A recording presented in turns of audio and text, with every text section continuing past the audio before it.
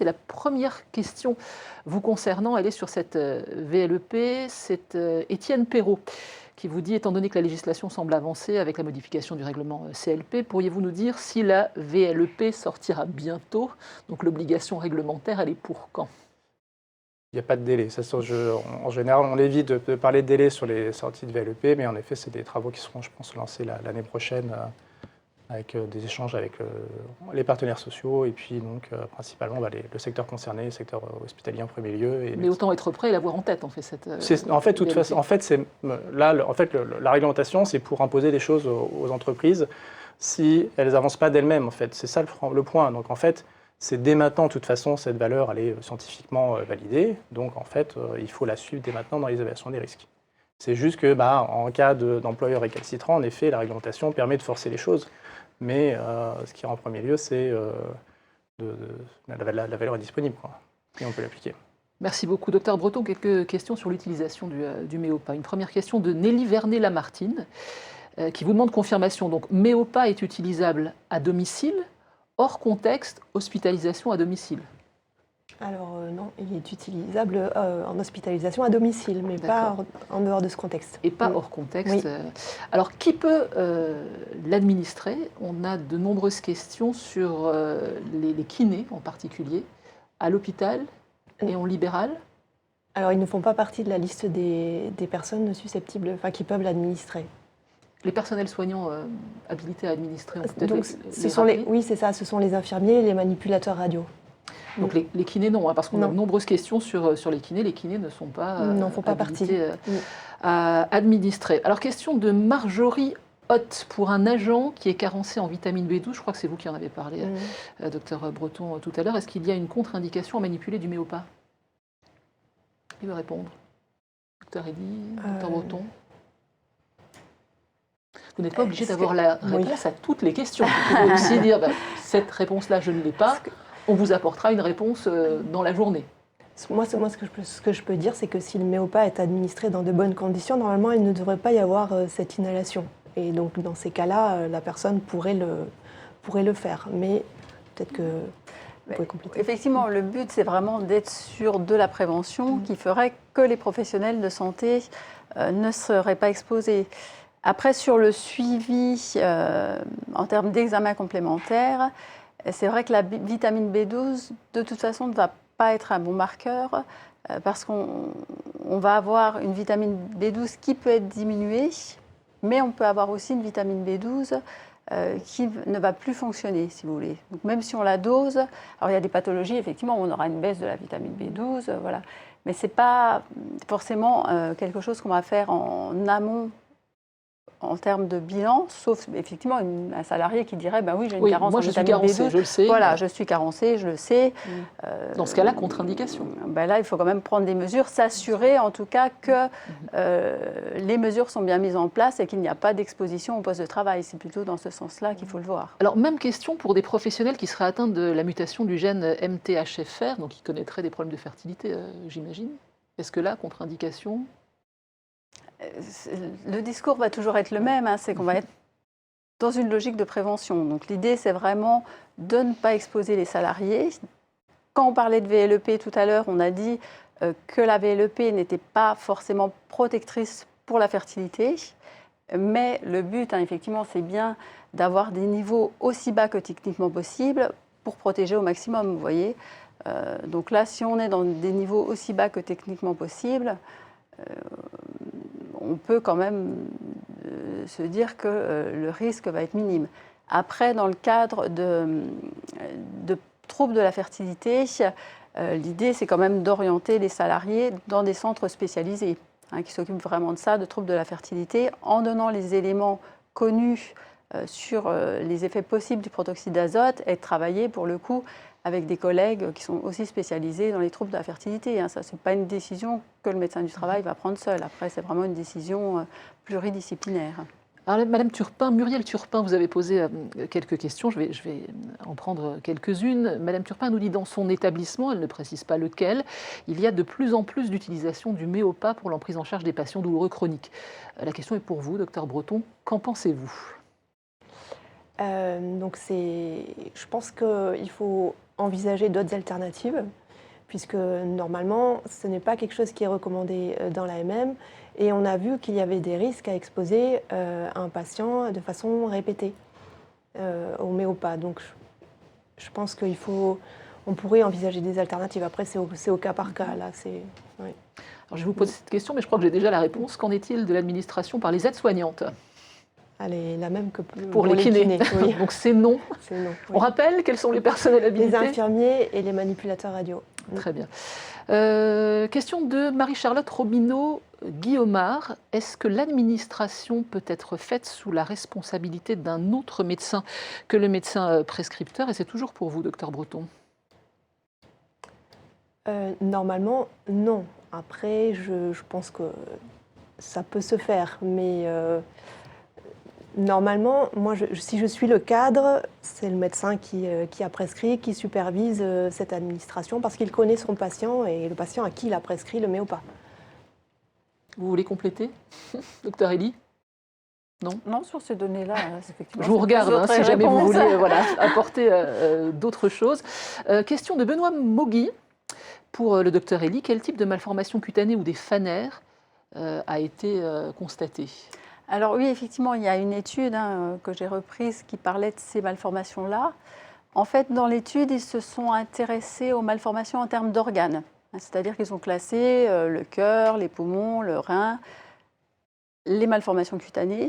Et dans les malformations cutanées, ce qu'ils avaient mis, c'était les hémangiomes, c'est-à-dire des malformations cutanées vasculaires, un type de tumeur vasculaire. Et ce sont ces malformations-là qui sont ressorties dans le cadre de l'étude. Alors les fanères, moi j'apprends des choses, je ne suis pas une spécialiste du sujet, c'est quoi ? C'est les doigts ? Ça va être les ongles, les ongles, les cheveux, voilà. Là, non, pas de... Sur ces malformations-là, ils ont fait un groupe malformations cutanées, sous-cutanées fanères, et les malformations retrouvées, c'était vraiment ça, sur des hémangiomes en fait. Alors, je crois qu'on l'a dit avec Madame Guilleux en introduction, mais les effets ont été observés chez les soignants, c'est ce qu'on voit dans cette journée, mais est-ce qu'ils ont aussi été observés chez les patients ? Alors, qui veut répondre, docteur Elie ? Madame Guilleux, docteur Elie ? Alors là-dessus, effectivement, il peut y avoir des effets secondaires liés à l'utilisation du protoxyde d'azote. Les doses ne vont pas être les mêmes, on va être sur des doses plus importantes en aigu, mais sur une exposition moins importante en chronique. Et c'est vrai que nous, notre sujet, c'est vraiment l'exposition des professionnels. Donc sur les manifestations, sur les patients, vous en avez parlé, des effets secondaires qui ont été remontés, mais le sujet de l'INRS, c'est vraiment la prévention des professionnels de santé. Continuez à nous poser des questions parce que finalement, on a un petit peu de temps ce matin pour les prendre, donc n'hésitez pas, elles m'arrivent sur le chat et je me ferai votre voix ici pour que vous puissiez y répondre. D'ailleurs, celles qui ne seront pas prises là, si on n'a pas le temps de répondre à toutes les questions, eh bien, les modérateurs qui sont juste au-dessus de nous y répondront par écrit tout au long de cette journée. Annabelle Guilleux, donc c'est vous qui avez démarré ce matin. Je rappelle que vous êtes pilote du groupe de travail consacré au méopa. Les données que vous avez présentées se rapportent, et qu'on va présenter d'ailleurs dans cette journée, se rapportent toutes à des services hospitaliers. Est-ce que vous avez réalisé des mesures dans des cabinets médicaux de ville ? On a vu que c'était possible depuis 2019. Et est-ce que les préconisations dont on parle, elles sont applicables à la pratique libérale ? Alors le groupe de travail n'a pas pu réaliser des mesures, des campagnes dans des cabinets libéraux.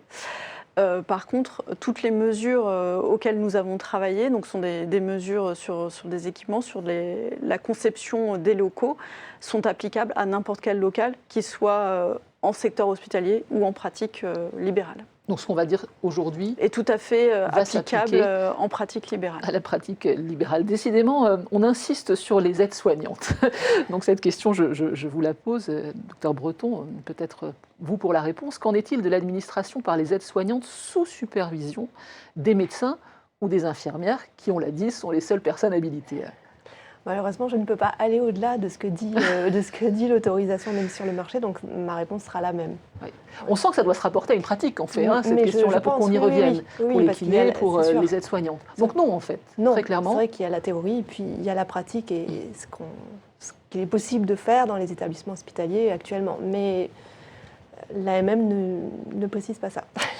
Docteur Elie, dans le cadre du suivi médical, vous en avez parlé tout à l'heure, et vous avez insisté sur l'interrogatoire et l'examen clinique, si j'ai bien compris. Est-ce qu'on ne pourrait pas imaginer, alors ça peut se faire dans un second temps, mais est-ce qu'on ne pourrait pas imaginer tout de suite des examens complémentaires en lien avec les effets qu'on découvre aujourd'hui sur la santé et ceux que vous avez décrits?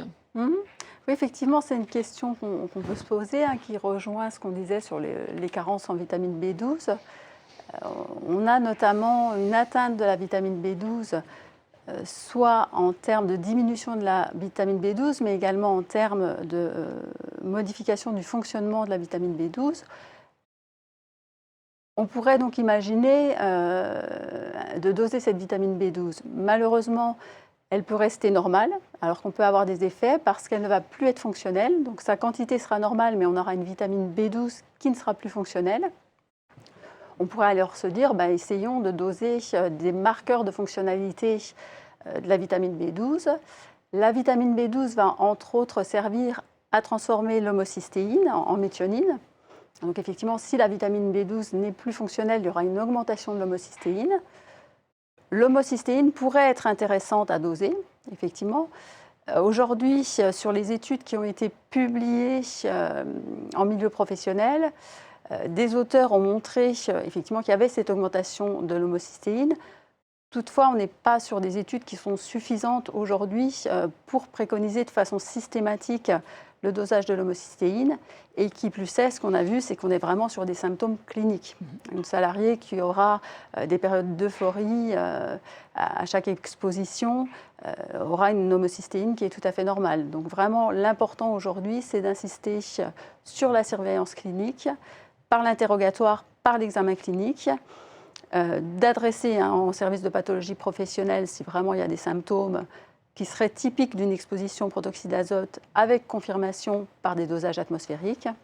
Et l'idée aujourd'hui, c'est vraiment de se dire que la meilleure façon de surveiller, c'est d'avoir ces dosages atmosphériques. C'est ça qui est aujourd'hui le mieux corrélé avec la clinique. Et d'informer les salariés qui parfois ne font pas le lien entre symptômes. Oui, tout à fait. C'est pour ça qu'il faut vraiment les questionner sur les symptômes qu'ils ont et sur l'exposition professionnelle.